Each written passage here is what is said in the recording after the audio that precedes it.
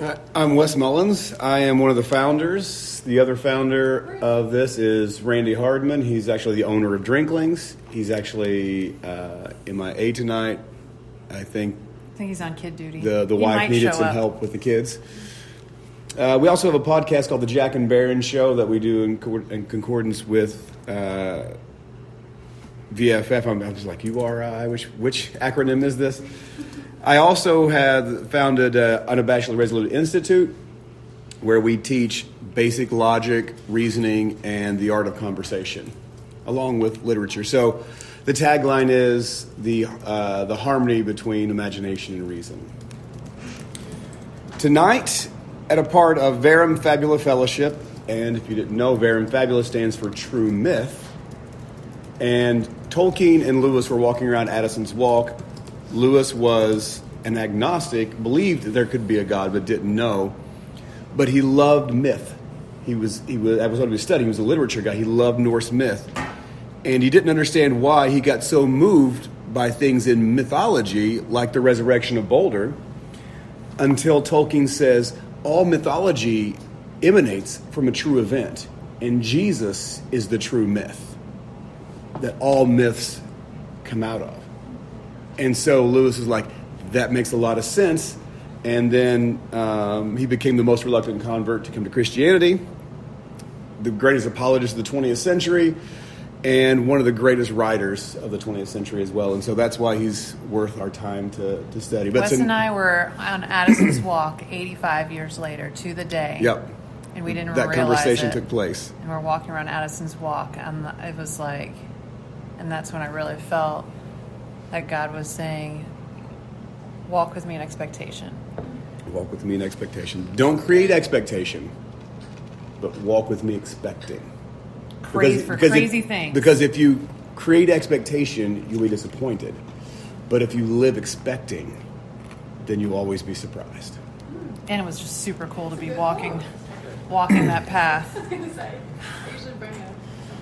Tonight I've allowed us to talk and have fun and all this because we are about to get into something that is weighty, heavy, emotional, powerful, and it's with sobriety, as in it is the joy almost that the Pevensies felt in True Narnia when they said it was a joy, not a joy that you laugh and are giddy about, but it has a somberness and a sobriety to it because it's so good and overwhelming.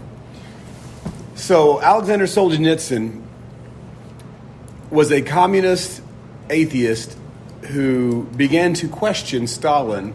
He was actually in the military, began to question Stalin, had writings, and was thrown into the Gulags because of his questioning of Stalin. And he lived through all the Gulags. Can you explain the Gulags, please? Yeah. What are the Gulags? So basically concentration work camps in northern Russia, in Siberia and places.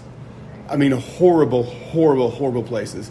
And what he noticed there, he said there were like two kinds of people that he met. And he said he saw people there who were Christians and they had joy. Even though they were starving to death and they were working, they were beaten, they had joy, and he didn't understand how they could have joy in that. It also made him question, how did I get here? And he's like, yeah, I could blame Stalin. I could blame Stalin. I could blame Hitler. But I wasn't perfect myself. I did things myself. I know why I'm here. I probably deserve to be here. And then he came to Christ through that. And the other people, he said, that wound up in the Gulag were those who put other people in gulags. They were the ones who ratted out people. And he said when I would meet them while we were in the gulags, I would meet them and talk to them. And I would say, we'd have conversations and they would repeat the propaganda to me, even though they were in the same place I was. Like, they knew why I was there. They told on me. And they're sitting there looking at me going, well, I told on him. That's why he's in prison. Why am I here? Cognitively, they couldn't wrap their mind around it. I followed the propaganda. I did all the things. I did all the rules. Why am I here? It doesn't make logical sense. And they said they just would kind of go crazy because they couldn't figure out why they were there. And Also, can we just talk about how, first of all, who's actually started reading this? Caitlin started reading. You were okay. Like, it's like, even the first page, I was like, it's just so freaking like poetic the way he writes. I'm like, I can't even imagine what it must be like in Russian because this is translated. I'm like, how is this? First of all, the translator is amazing. Because I'm like, shout out to the translator, because I was like sitting at Brevity reading this today and I was just like overwhelmed. I told her. With emotion. I told her. Just by his words. I was like, what? How does he write like this? A month ago, it's been more than a month ago, a month and a half ago, Wes told me, got this new book by this guy named Aleksandr Solzhenitsyn. Well, it took me 3 days to learn how to say his name. And, so I can't spell it still. And yeah, I can't spell it, but I can say it. And he told me I've been transcribing every word of this book into my journal. And I went home, didn't know we were doing it for this group. You didn't say that. Went home, bought it. I was like, all right, I'm in. I'm sold. I don't know why. I've never really done this. I just opened the book. Writes every word of a book in a And journal, I got my notebook out, my journal out, and I just started transcribing it. I don't. This book, 38 pages, is what we call earned wisdom. Everything in this book he has lived out, and he has come through the other side. So when he says something, it has almost ontological weight to it, like a gravity and a gravitas to it that's earned, and you're like, ooh. Like, if I said something like that, you'd be like, oh, okay, whatever, Wes. But this guy come out and he's like, you know what he's been through. It's like when Viktor Frankl says something, you're like, ooh, let me take a hold of that. When Corrie ten Boom says something, you're like, okay. Like, this is someone who has survived something traumatic, and they've come through with hope, and they've come through with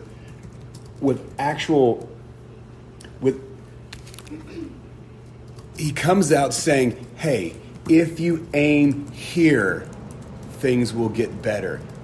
Don't aim this way. So he's helping us recalibrate our aim.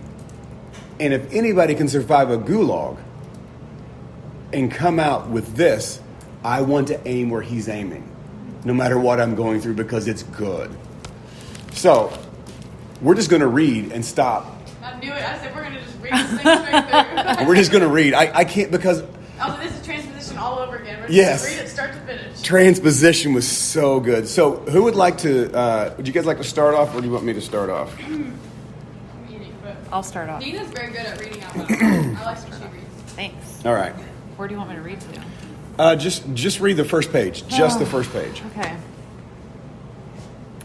Like that bewildered savage who has picked up a strange object, perhaps something thrown up by the sea, perhaps disinterred from the sands or dropped from the heavens, an object intricate in its convolutions, which shines first with a dull glow and then with a bright shaft of light, who keeps turning it over and over in his hands in an effort to find some way of putting it to use, seeking some humble function for it which is within his limited grasp, never conceiving of a higher purpose.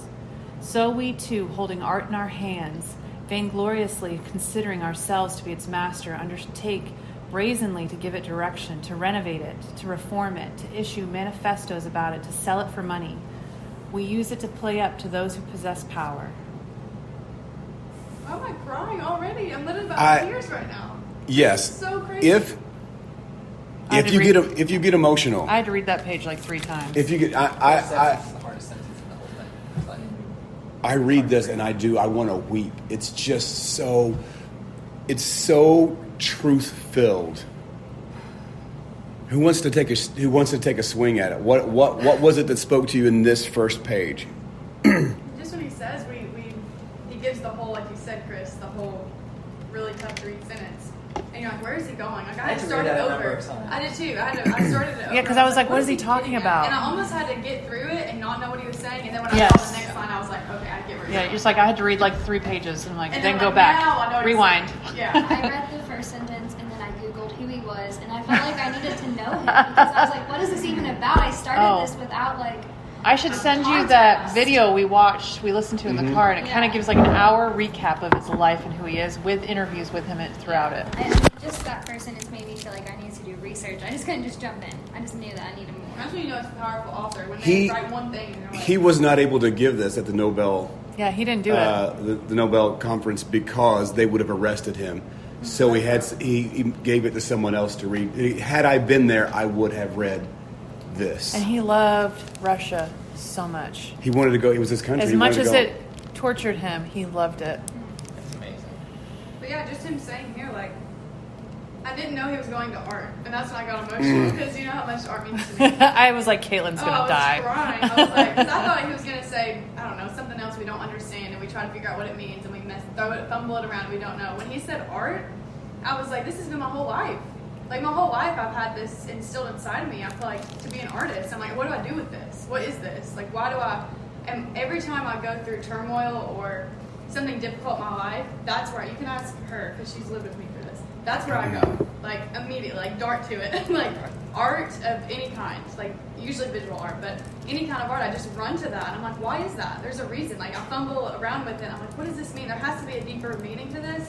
But for me, all I know is it helps. So I'm just gonna keep doing it. Because what is so? Let's what is art? Let's knock that out. Let's pull on that I'm thread. getting nervous since I'm supposed to know the answer, and I'm like, So, Professor, tell us what it is, my first Professor. class Professor, is, tell us. my first class is tomorrow morning at 9:25. Understanding art. And I'm like, wait, do I know the answer? to this There's like question? paintings and I like paint charcoals things. with Stop it. pencils. Okay. Art is a expression of what's inside, coming out. Yes. Do you know what it is before you do it? Not always. I would say you shouldn't know what it is before you do it, because if you know what you're painting before you paint it and you just paint it, or if you know what you're going to write before you write it and you just write it, Sometimes people have to see something in their mind before Right. they even started. that's what I'm saying. If you know start to finish every aspect of the painting you're going to paint, it's propaganda. If you're going to go, I'm going to paint this postmodern painting of this, and everything you do, you already know the interpretation of it. You're just painting your interpretation on the painting. That's not art. That's propaganda. Do you think art is a expression of your subconscious? Yes, I would use unconscious. Yes. Because that's what Jung uses. Carl Jung uses unconscious. So we have certain types of information. We have the unknown unknown. What do we call that? What's the unknown unknown? Frozen. God. The unknown unknown is a metaphysical thing that which we cannot grasp. Seminary side. That is God. Then we have the unknown known. And that is a process, and that is called visual arts, poetry, literature. Then you get to popular stuff. Then you get to academics, and then you get to math and algebras and stuff. But it starts with visual art. You have a feeling, and you put with your hands, and you try to extract out of your unconscious this truth that is bellowing through you, and you have no idea what it's saying. And that's why somebody can stare at a painting for 40 minutes. You can look at a painting and just stare at it and go, it's speaking to you. It's giving you truth. But yet you don't even know what it's saying because the artist doesn't know what they're saying. They're just painting this.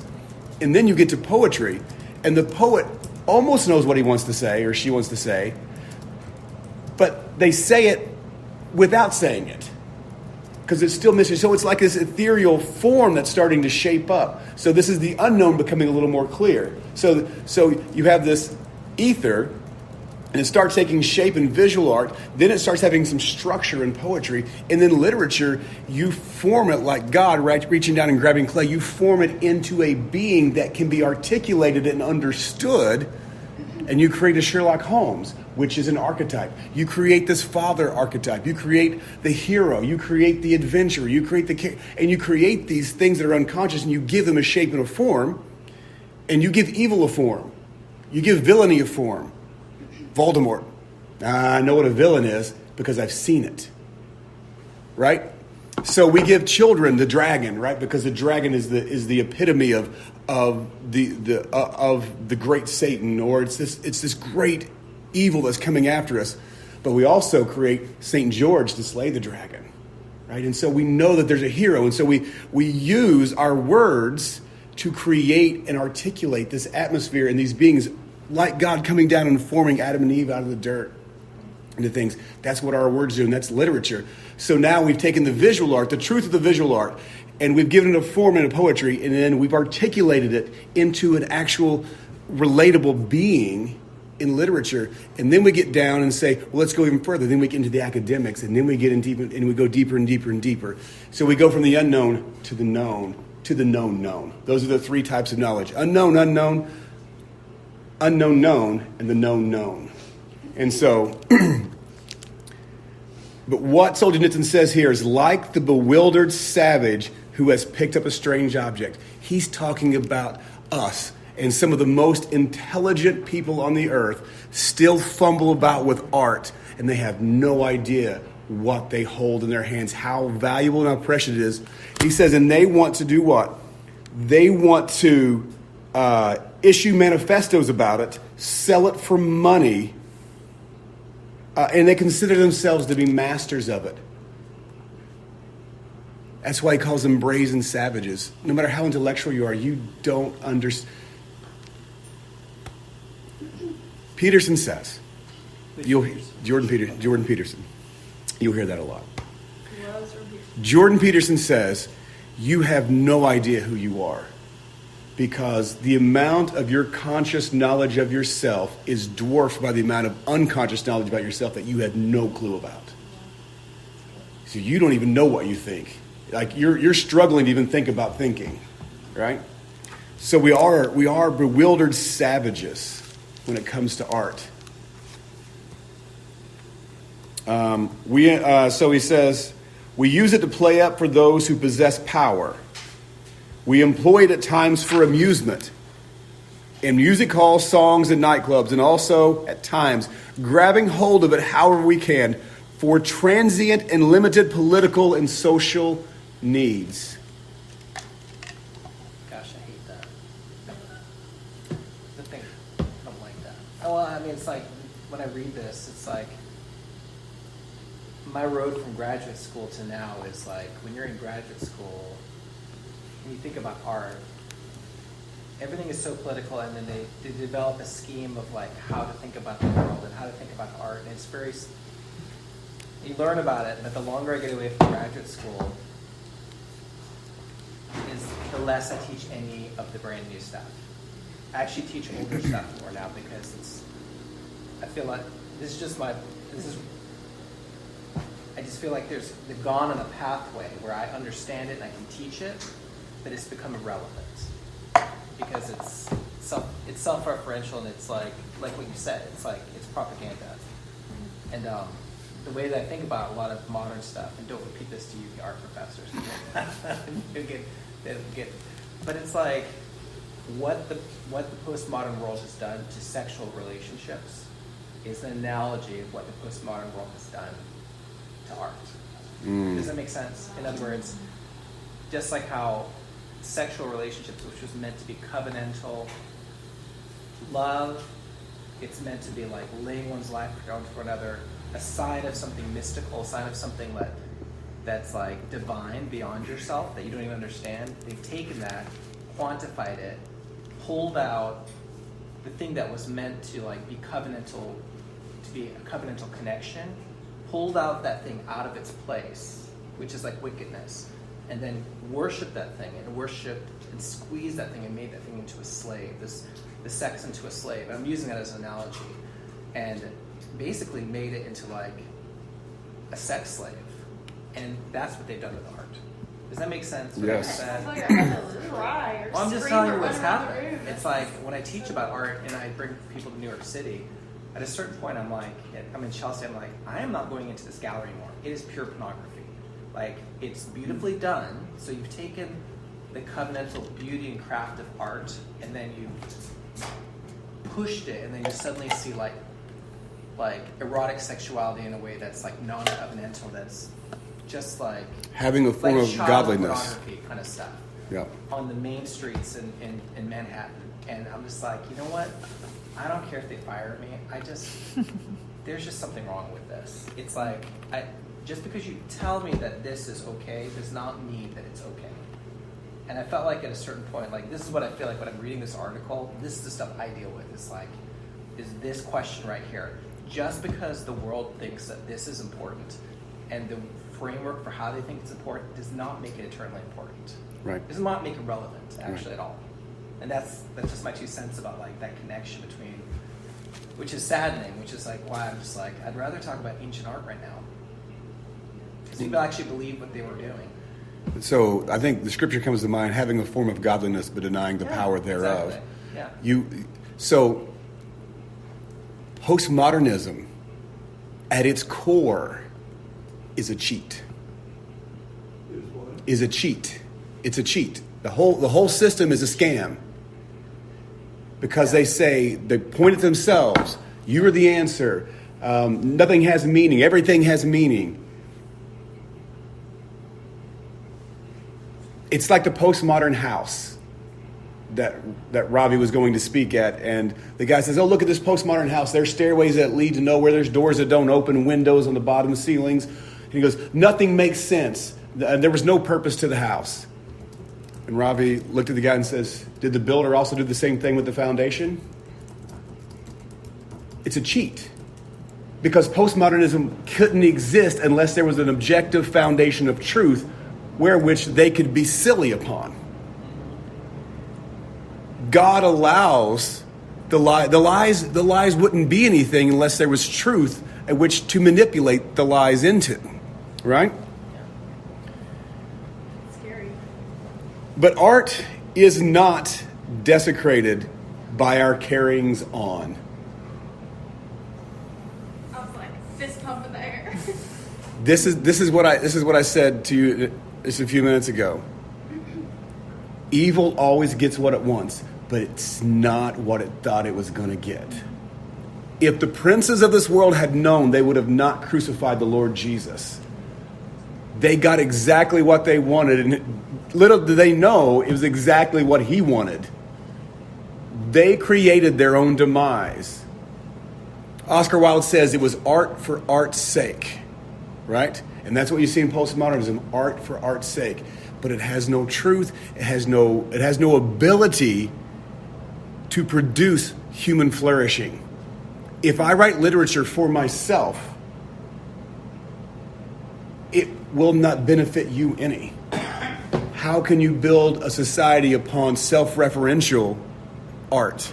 I'm just having like traumatic flashbacks to graduate school. Like dealing with UK professors, that's like, you know these folks, but like there was something like, you'll understand what I'm saying. There were things that were said in graduate school. I'll tell you some of the worst comments that were said in the art department when I had conversations, and I was a TA with other professors, and then I taught them for a little bit. One of them was, if your marriage is not suffering, you're not working hard enough. Which I basically, whenever I heard something like that, I said, that's my cue to do the exact opposite of what you said. Mm-hmm. Like, I'm going to leave here with like the best marriage ever as an example. And then another one, which you'll be shocked, and I'm going to tell So you. what were they trying to say that? They were saying, because basically most of the art professors in the UK are divorced, that you were supposed to idolize your art. Yes. That you were supposed to surveys. What's happened is it's a transactional thing where it's like, this deals with what Solzhenitsyn is talking about here. What's happened is taking the holy and gutting a portion out of it. It's like the sexual relation. It's like the covenantal relationship in marriage, gutting the sex out of it, outside of its covenant. Art is meant for like a certain type of like response and purity. Like, there's a certain sense about it, gutting it, and then replacing. They find spirituality in art. So you'll hear a lot of artists, contemporary artists say, well, this is very spiritual. And they're like, what exactly do you mean by that? What do you think of as God? Who is God? You know, and they'll take that and they will idolize it. And they literally say, like, art is my God. So they work night and day, they barely eat, they will... You're rewarded for how much you sacrifice. Yeah, like you on are- a you grading are. scale and on to your peers, you're rewarded for, Oh, at yeah. least at UK, like you're rewarded for the kind of sacrifice you give to your art. Yeah, so if you just stay there, and that's the way throughout all the art community, it's like, a friend of mine who, were you there when Logan was there, Logan Ryder?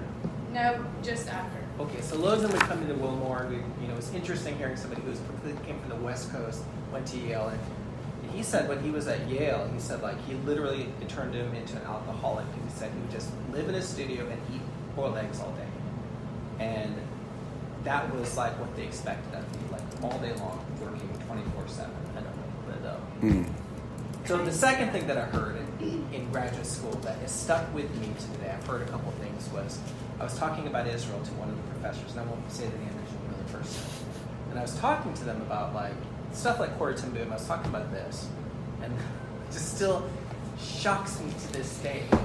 And this professor said, "Oh, the Jews always pull out the Holocaust whenever they want anything. Lots of cultures have had Holocausts."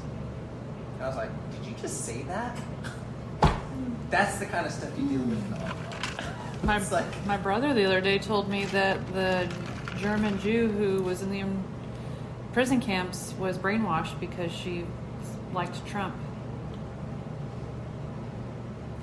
And I'm like, I didn't, when this lady told me that she liked Trump, she's like 89, and I was like, oh, interesting. And my brother's like, she's brainwashed. I'm like, a theme of this. You're telling me that the German Jew who escaped murder is brainwashed? Because she There's a theme of this. They said this so in Florida. This is not a Trump or this is not, Biden but conversation. This is with, like you must think this way. You must. Stuff. Yeah. Sorry, I don't want to. People. I don't want to derail. I could derail. I'll just say this. Okay. I'll say that. Because they're accusing, because I grew up in Florida, a lot of my friends are Cubans in Florida. Like half my friend group was like Cubans. I barely had any white, because that's just what Florida's Did like. you say white normal friends? Yeah. Compared to Kentucky. He's allowed to say that. Because you're Haitian. I mean, my friends Haitian, are not Greek, Haitian. Cuban, like all this Jamaican. stuff. But they've accused, because 80% of Cubans in Florida voted for Trump. Because they came out of communism.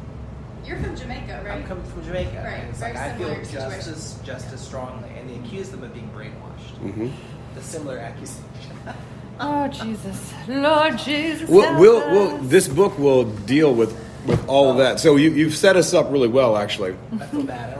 But art is not desecrated by our carryings on. It does not lose sight of its own origins because of them.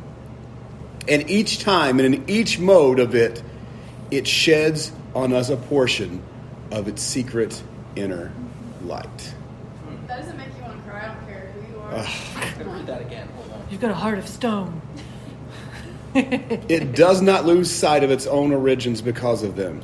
And each time and in each mode of its use, it sheds on us a portion of its secret inner light.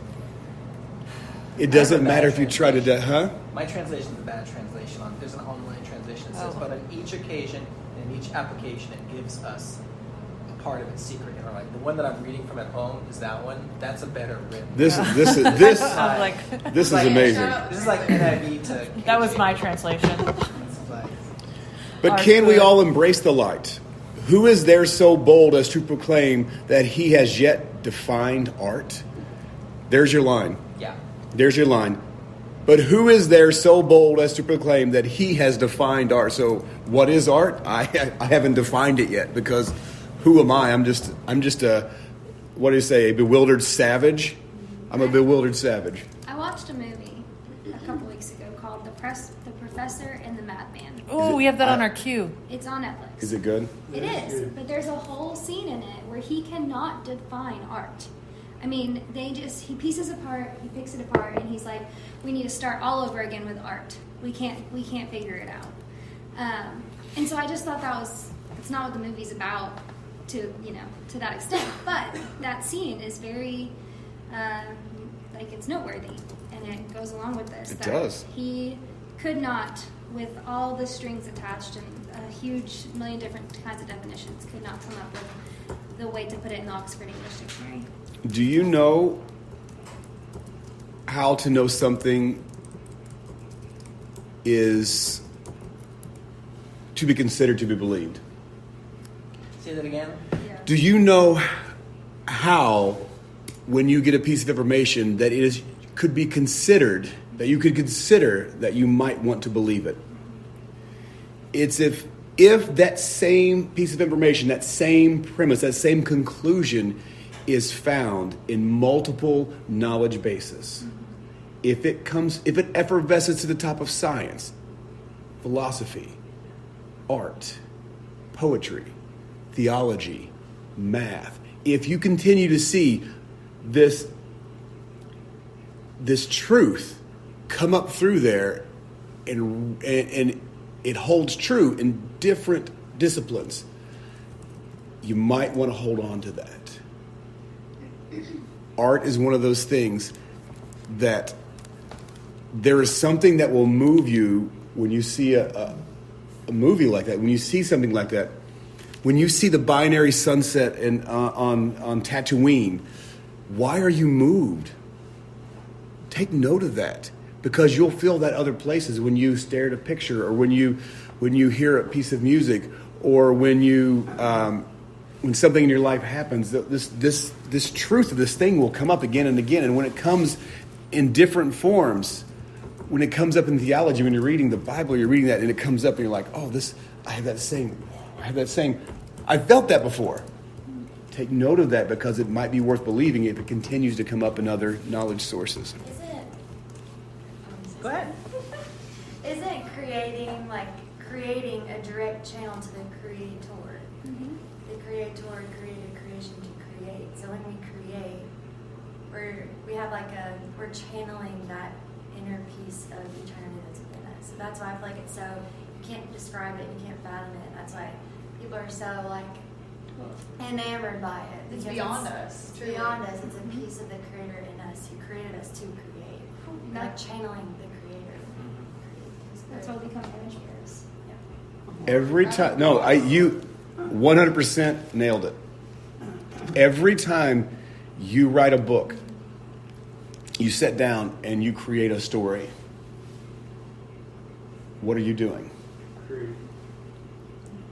You're creating a world that did not exist. Ex nihilo. That world did not exist. You spoke it into existence. It is a creation story happening again. The character that you create did not exist until you spoke him into existence. And now he has a consciousness, he has a will, he has a desire, he has a purpose, he has a design, he has an end goal, he has a conclusion to reach. It is a reflection of of our story. It's so meta that it's like, oh, this is our story. Wait. So let me see if I got a handle on how my story is going. Let me create a reflection of myself, a reflection of the human story, and see if I can maybe wrestle out what might be going on.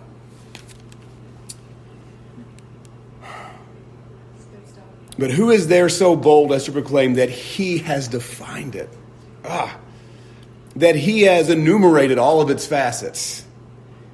I feel like God's talking to Job here. Where were you when I hung the stars? Where were you when I did this? Do you know the breadth of the galaxy? It's like, whoa. It's good. Yet perhaps in ages past someone did comprehend and define it for us, but we grew impatient. We listened in passing and paid no heed and discarded it immediately in our eternal haste to replace even the very best with something else just because it's new. That's exactly what you just said, Chris. You said something very similar. Yeah, that's Just because it's new.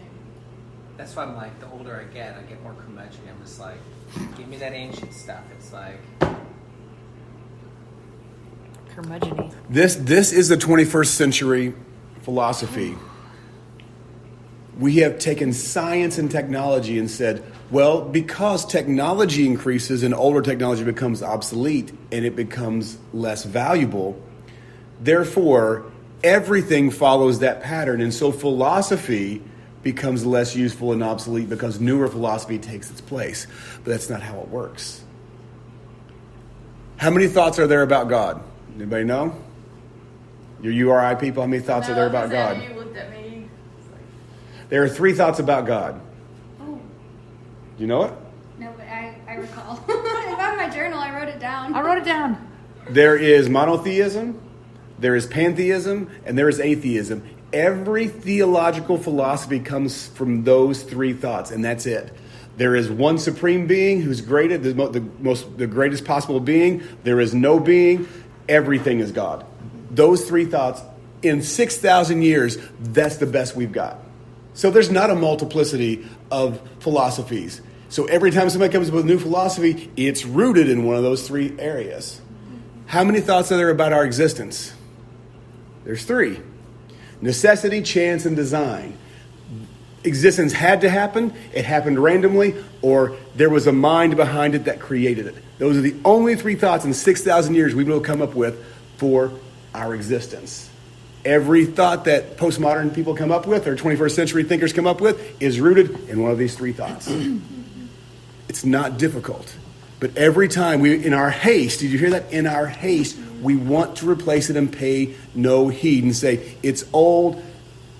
Hey, boomers, go back. You guys, go away. We have a new thought. We have a new philosophy. Sit down. And you're going, that's fine, but you're not aiming correctly.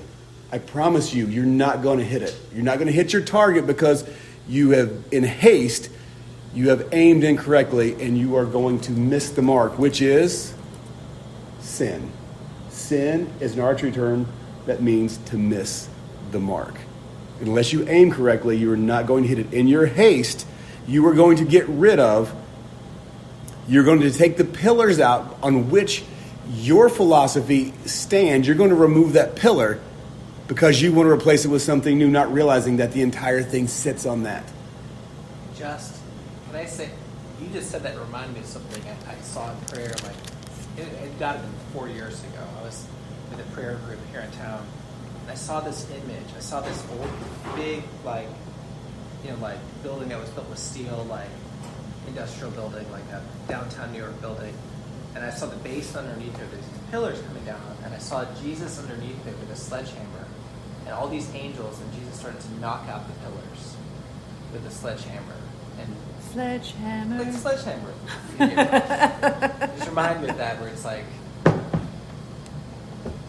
don't know if that has any context, but it felt like it had to do with society and what we structure our reality on. Yeah, and they've said you can structure reality on whatever you want. All building materials are equal. That is a 21st century philosophy. It's a building material. Therefore, if it's a building material, if this is a building material and this is a building material, they're equal because they're both building materials. Well, if you build a house out of this and a house out of this, one will probably be stronger than the other and withstand some things. Well, ground is something we all build on. So sand and rock are the exact same thing to build on because they're both ground to build houses on. They're equal. Well, that's fine. Go ahead. You build your house in the sand. I'll build mine on the rock, and we'll see how long yours actually holds up for. He says, then later on, when what is old is restated, we forget that we heard it before. Now, guys, we sit in a very amazing time right now because most of the people who have grown up in the last 20 or 30 years have no idea the depth and the beauty of literature and art, and we get to be the people who bring it to them. We get to be the ones that get to share it now, and they'll be like, oh, have you heard this? Have you seen Seeker Lewis's stuff? Have you seen Jess has got this great... I'll give you a classic example. Harry Potter, right? Harry Potter is simply the great mythology and the great archetypal literature just re-articulated for the 21st century. And people ate it up. It is the Arthurian legends. It is C.S. Lewis. It is those things. She just packaged it.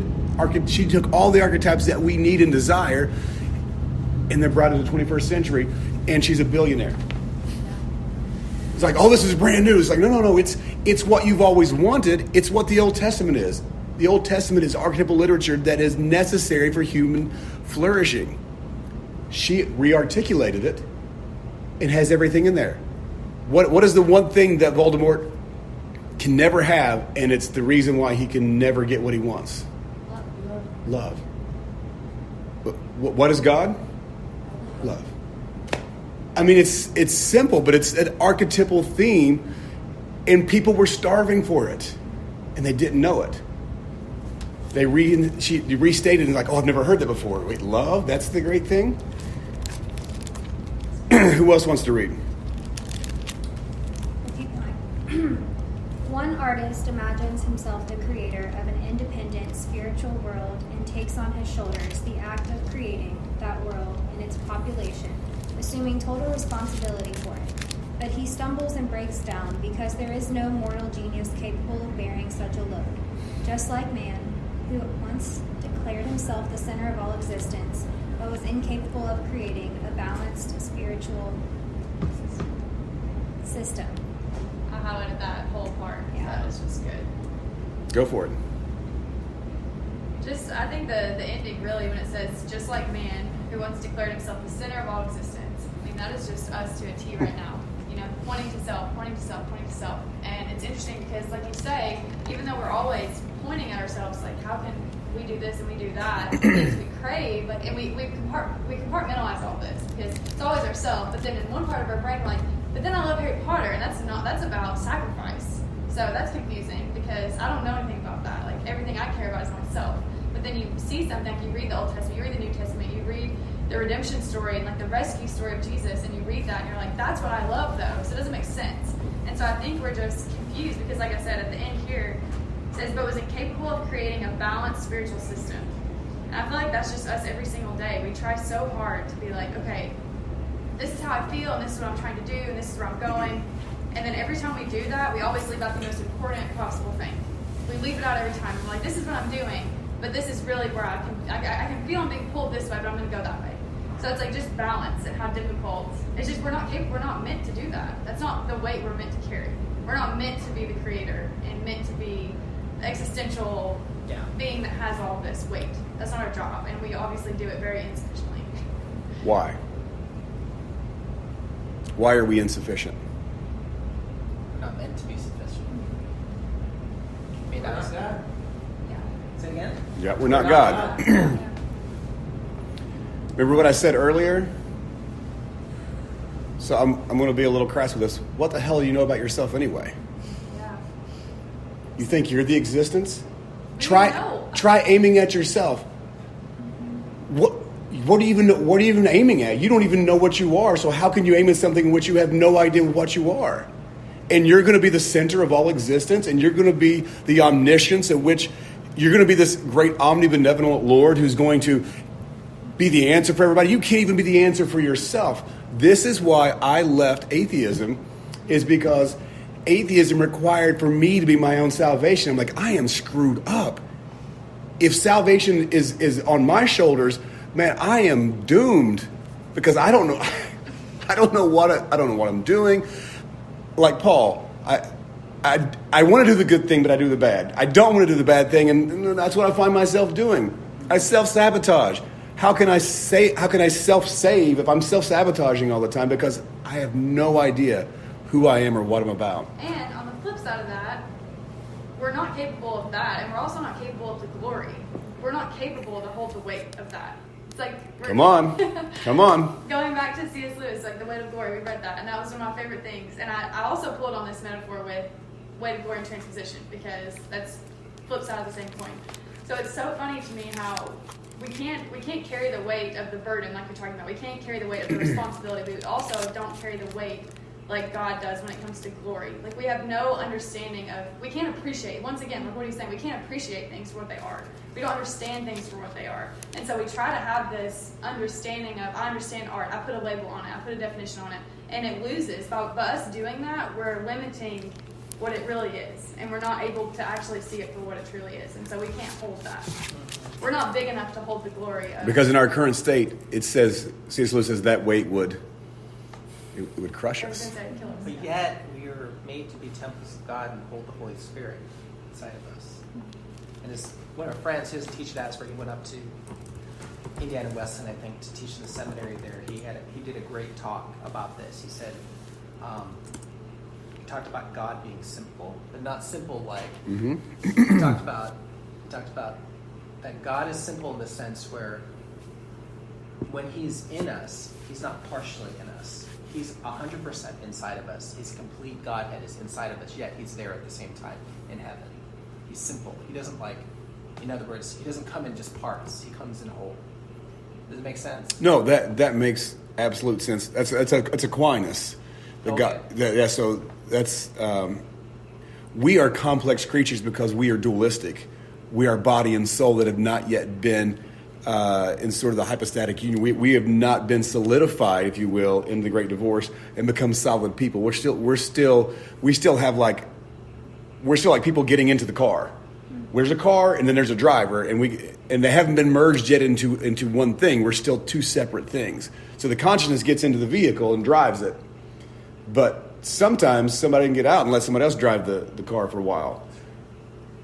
When we get to heaven, and like Christ, when our body is immortal, we will be fused. The consciousness will be fused with the vehicle. It'll be one thing, and that'll be a simple thing at that point because it'll be one. I want to respond to something you were saying in this section because I was thinking about this.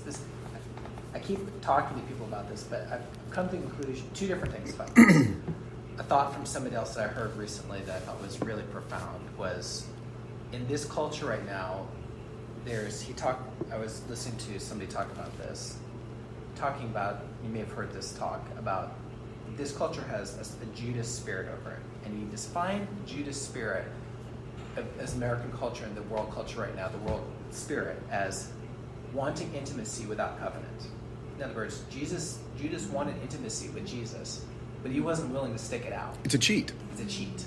So he would give him a kiss, and he wanted Jesus as long as Jesus did whatever he wanted him to do. Intimacy without covenant, Judas spirit. That's one good. thing. And then the next thing was this, is that I think everything boils down from the very beginning to the end. The beginning in Genesis, you see two trees in the garden. In Revelation, you see a tree in the garden. You see trees in the garden. God has put two trees in the garden. A tree of life, which is like intimacy, covenant, and dependence on God, and never-ending resources in life. But we have to choose it. And then a tree of the knowledge of good and evil, which if we eat from that tree, which Adam and Eve did, but we all continue to eat from that tree, which is we want to define ourselves. And the moment we do that, we lose who we are. We want to define art. We want to define art. It's the same kind of thing, too. We want to control art, but we can't because we don't even know what we're doing yet, but we want to control the thing that we don't know anything about. But the crazy thing is, I've talked about this in class, that in this color theory class I'm teaching right now, I say to them in the beginning of it, I said, you're going to come in here with a box of 64 Crayola colors in your mind. You're going to be huge, looking at hundreds of colors that you've never noticed before, that were always there. But the moment you see them, they become real to you. And it doesn't mean that they weren't there. It just means that they weren't part of your reality. Like the tree of the knowledge of good and evil. Does that make sense? Like the tree of knowledge, it's like until you define something, until you actually have a word for it, it doesn't even exist to you. And if you have unknowable things, it can't even exist to you. It's like spiritual things are dull to the carnal mind. It's like, that's what I think about when I think about art, is that like so many artists, writers who are operating from a lower level. They've Transposition. Yes, they have sequestered themselves to basically flatline worldly knowledge because they've said, I cannot have God in here. But because of that, there's no mystery, there's no divine.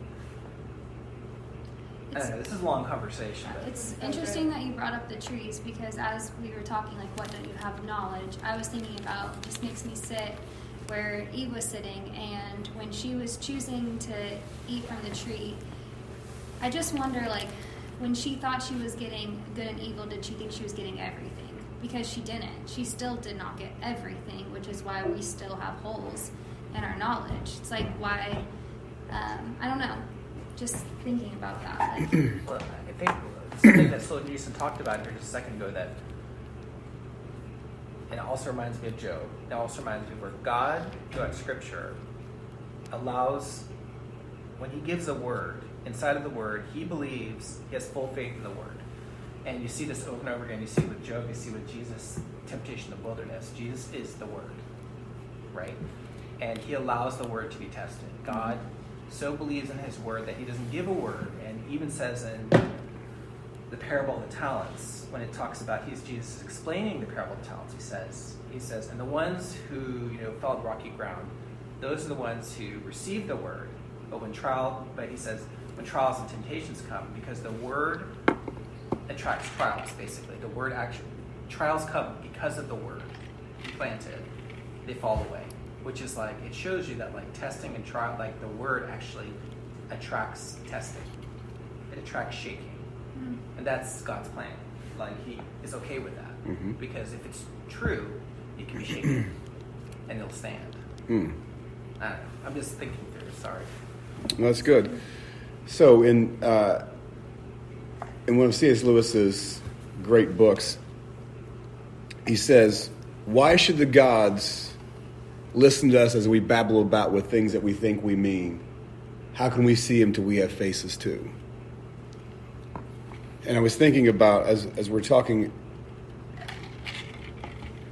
we have no idea what we're even saying, and yet we think we're so self-important. We think we've mastered all this. I'm going to create this world. Watch me create this world. I'm going to create a world without sin. Now, this is why Solzhenitsyn's going here, is because what communism and what socialism, what they're offering. Has anyone seen Serenity? The movie Serenity from Firefly? It's good. It's next The operative tells him, we're trying to create a world without sin. And that's what they're trying to offer you, is a world without sin. They don't even know what that means. Like, have you ever seen a world without sin? How do you know you're the one who can create it? How do you know actually you're not the villain? I mean, the world filled with sin happened not long after the world was created. Right. Literally. And then God wiped out the whole world. So think about this for a second. If the omniscient creator of the world could not create creatures with free will in heaven or earth that did not fall, do you think you and your limited consciousness are going to be able to create a world without sin? If God himself could not create free creatures without sin? I wouldn't label it as he cannot. No, he can't. Well, but I'm saying it's not like Because you can't create a creature with free will who decides to do the right thing every single time. That's what I'm saying. Yeah. That's exactly what I'm saying. Is if you give a creature free will, it will choose something other than you at some point. In every story ever told. Because it does not know, because there is uncertainty. There is this way to go, this way to go, this way to go, this way to go. There's all these ways to go, and it doesn't have omniscience to know which way to go all the time. So invariably, it's going to choose the wrong path.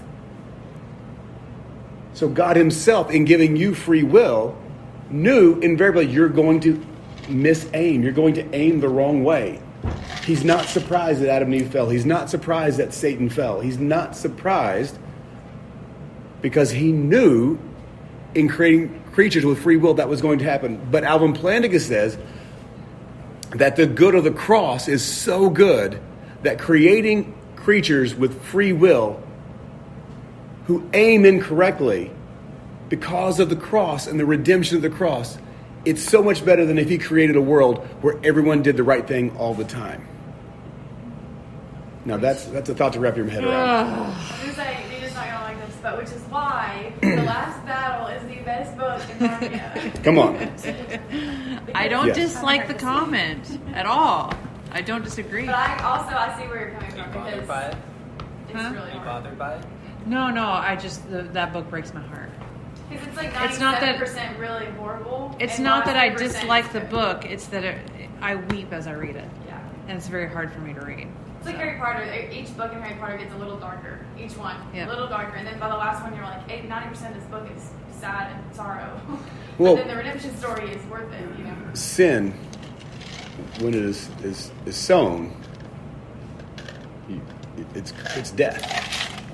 And if you sow these seeds, you have to reap them.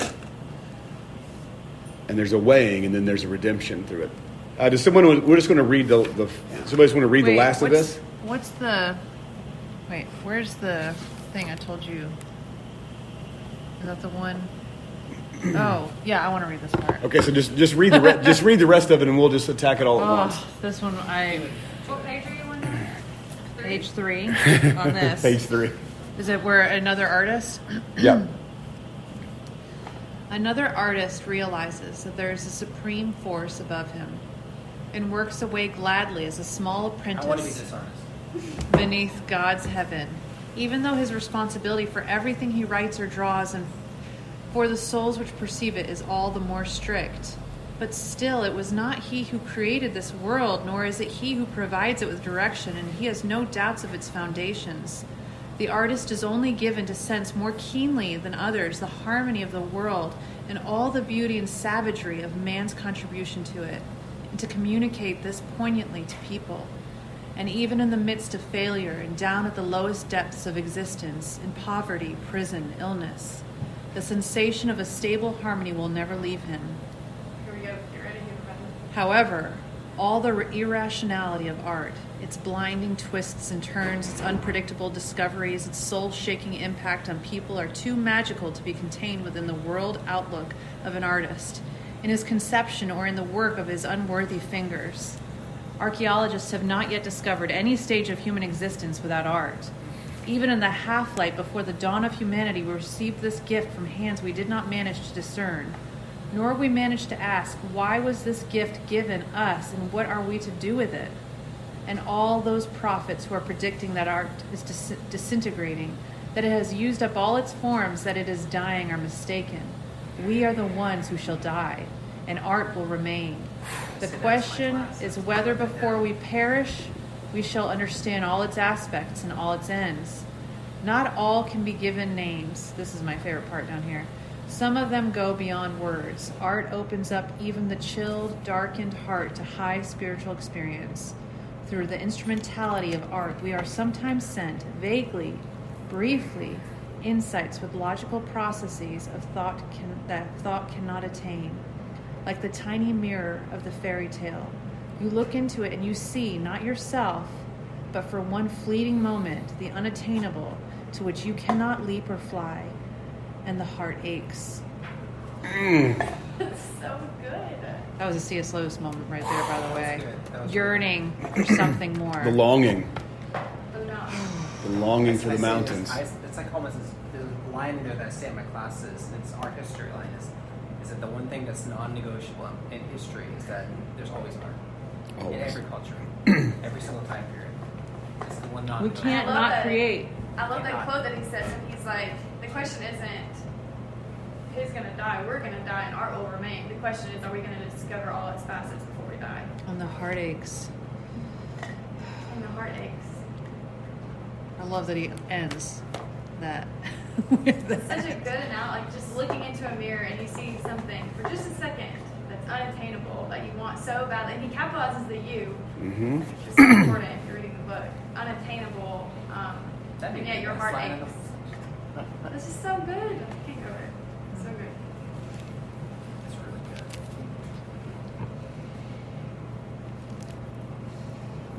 Chapter 1. Chapter 1.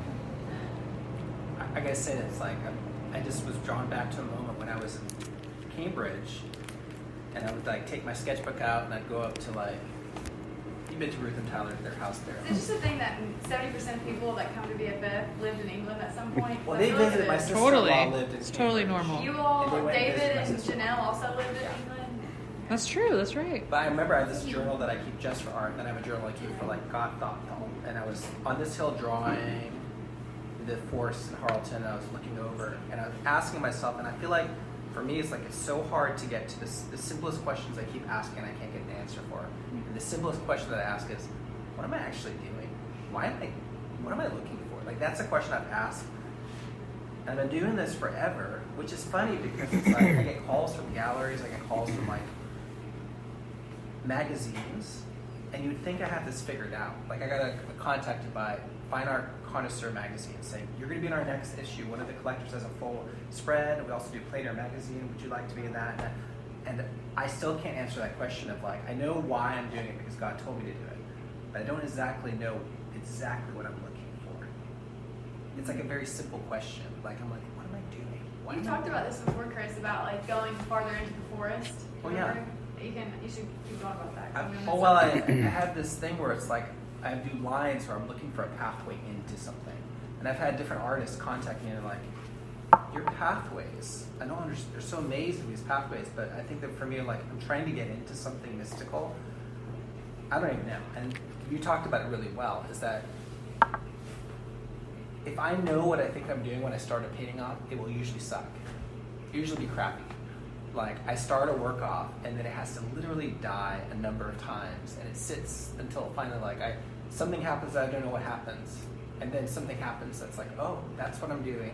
Mm-hmm. And then it's totally relational. And that's the thing about a lot of contemporary work that I don't like is that it's so formulaic that it's like the movies. I complain about movies too. Movies are propaganda nowadays and they're so formulaic that you know what's going to happen within the first minute. It's true. It's just propaganda. But not all movies. But even in the formulaic, the archetypal still gets in. That's true. Yeah. And the ones that You are talk about the cake. You say you can make a million kinds of cakes. You said, but you always need the same ingredients. You need eggs, flour, sugar. You can make a million different flavors of cakes, or you can have Betty Crocker cake, or you can have a meat cake, which is going to be very different, but they all still consist of the same ingredients to get there. Yeah, that's you know? right. Yeah. So in my first love before I got into literature was poetry. When I was younger, that's how I expressed myself. What is poetry? Define it first. Is saying what can't be said without saying it. That's my understanding of poetry. Because it would just be this guttural pull, and I would get a piece of paper out and like, I want to articulate what this is inside of here. And I would write this poem out, and then the poem would tell me how it was to be shaped. It would tell me the meter and the rhyme in which it was supposed to be held. And I would try to force it into this thing, and it would resist. And the poem would be terrible until I said, okay, what scheme do you want? And then I would just copy it down, and then people would read it and go, this is amazing. Not that I was some amazing poet, but it's because I wasn't in control. I was just moving the pen. This is the stressful part about creativity. It's that people think you have it figured out, but every time you like probably go, you're like, I don't know what the heck, how this is going to work. I read it and go, when did I think like this? When I don't have the capacity to have thoughts like this. Yeah. It's like reading him say again, the prophets who are predicting that art is disintegrating, that has used up all its forms, that is dying, are mistaken. And I think something I've been hearing like repetitively, like, is the church dying? Like, is your artwork has to die first? You know, we have the first thing must die, and dying is a piece of purity, though, like purifying.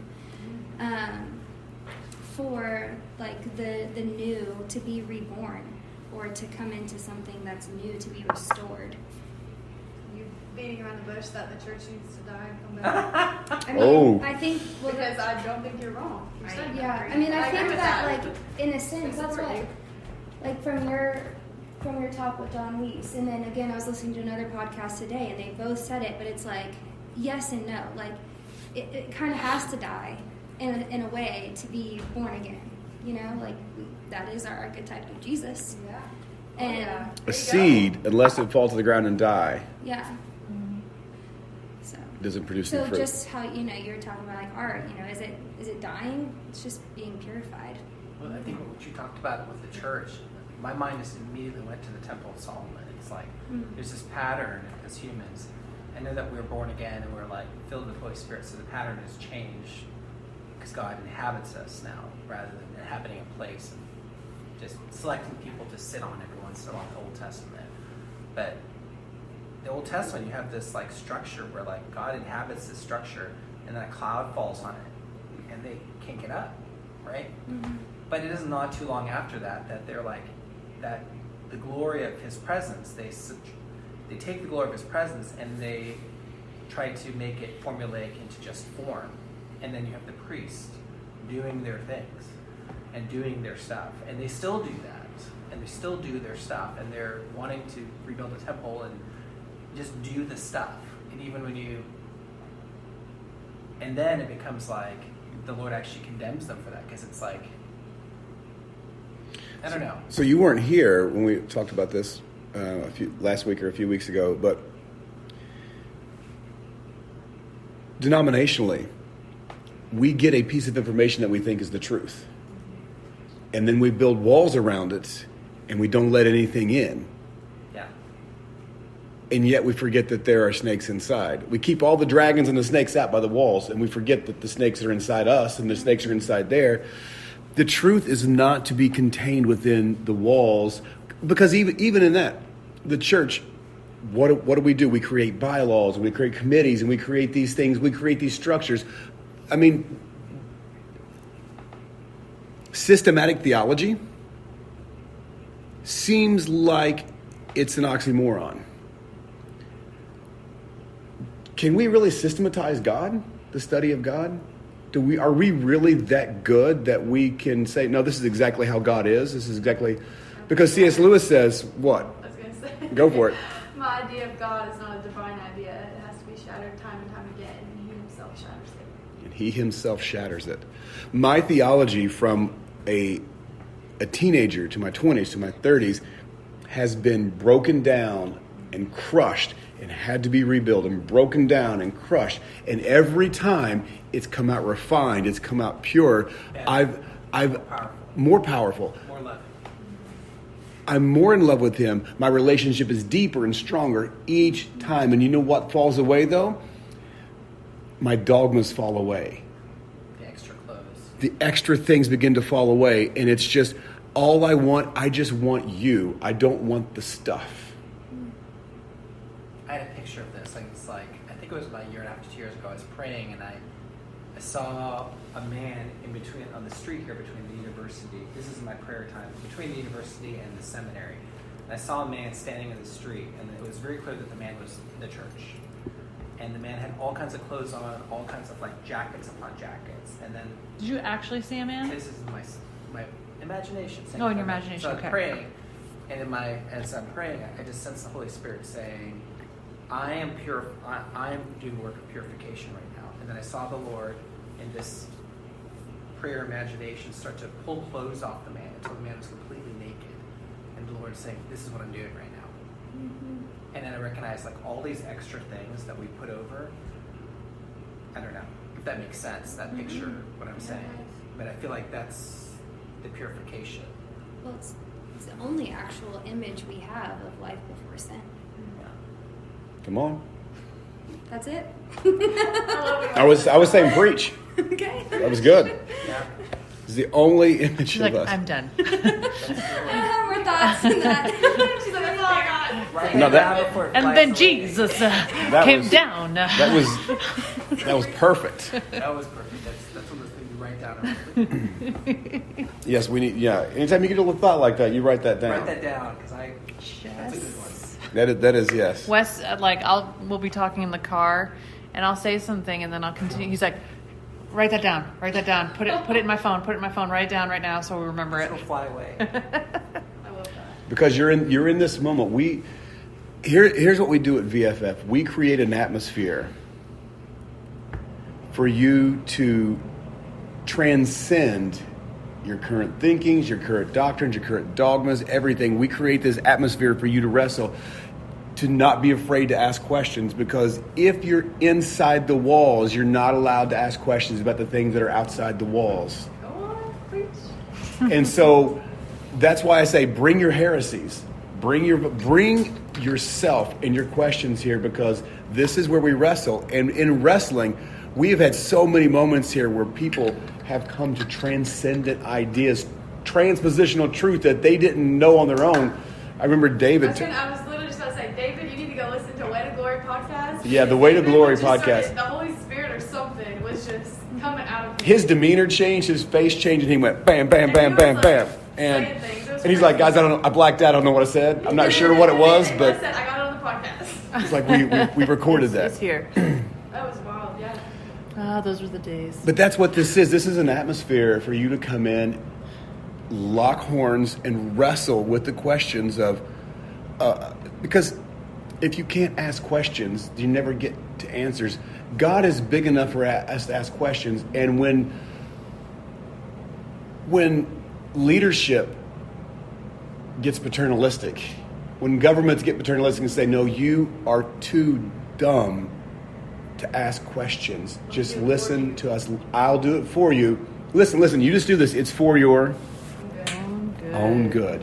When you hear someone say it's for your own good, think of shift and know that is the language For the greater good. of villains, is the language of tyranny. I'm going to cause you suffering, but you're going to like it. It's for your own good. Trust me, it's for your own good. I have one more thing to say. I'm done. Just the very last line of this just is so good when he says, I'll read it again. Like the tiny mirror of the fairy tale, you look into it and you see not yourself, but for one fleeting moment, the unattainable, uppercase you, the unattainable, to which you cannot leave or fly, and the heart aches. And so you're the one who told me about this, Wes. It's on my list of books to read, but I think this is from Till We Have Faces. You'll have to tell me if it's not. I'm pretty sure it is. But I made a post a long time ago, and I think this goes really well. So this is from C.S. Lewis, of course. He says, this just goes along with thinking about the heart aches. Like you see that, and you get a glimpse of it, but you can't hold on to it. You don't know what it is, but you know that you're meant for something else. Mm-hmm. Like you see a glimpse of truth, and you're like, that's it. Or this is a shadow of it. This is a glimpse of it. I don't know exactly what it is, but I want that thing. And so this is a quote from C.S. Lewis that I think resonates really well with this. It says, the sweetest thing in all my life has been the longing to reach the mountain, to find the place where all the beauty came from, my country, the place where I ought to have been born. Do you think it all meant nothing, all the longing for home? For indeed it now feels not like going, but like going back. Mm-hmm. I cry when I read that. But just it shows, like at the end of this line, when he says, and the heart aches. So you're like, oh, that's horrible. But then you think, this longing is not for nothing. We're going to get that one day. Like the longing that we have here is not useless. It's like what we talked about last week. It's a useful cry. This is worthy. When Aslan looks at the kids and he says, this is worthy of shedding tears for. Like this is something worthy of your tears. And like thinking that this is something, the unattainable is something worthy of our heart aching for, because one day we'll get it. And it won't feel like we're going somewhere new. It'll feel like we're going home. We look into the mirror, and what do we see? Not yourself. It's countercultural, right? Countercultural. No, you look in the mirror, you're supposed to see yourself. But you see something greater than yourself, something that transcends you. Again, I'm going to go back to this moment for me when I was a kid. I was like 4 years old. I was a kid, 5 years old, when I saw Luke Skywalker see the binary sunsets on Tatooine, and it calls this hope and adventure. It's his destiny. He's looking at his destiny, which transcends who he is now. He realizes he can't be who he is now if he wants to get where his destiny is. So when you look into the mirror, you see your destiny. You see, it's like in Pilgrim's Regress. He sees the island.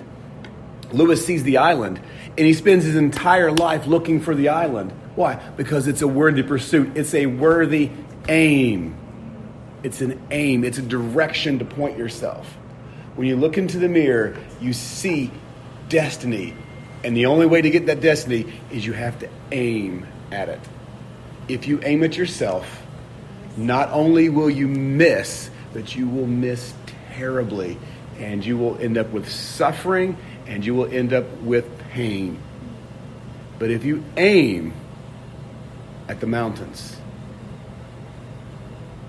if you aim at art, if you aim at the transcendent, the saying is, if you aim at the stars and you miss, at least you'll hit the moon, right? All right, so page 3, Good stuff. chapter 1. We made it. 3 pages in. We may have to do it a little different next time and just read a chapter, talk about the chapter, read a chapter, talk about the chapter. Yeah. Because it's going to get heavy. It's going to get so heavy to the point where it feels like it's punched you in the gut. Well, And it should. This is the thing. Literature should knock you on your butt. It should make you think. It should make you wrestle. If it doesn't, if it just affirms everything you already think about yourself, then why are you reading it? Have you heard of Blackaby doing God's will? No. Well, it made me think of this, and it's the wrong question. It's not what is God's will for my life. That's not the best question to ask. The better inquiry is, what is God's will? Yes.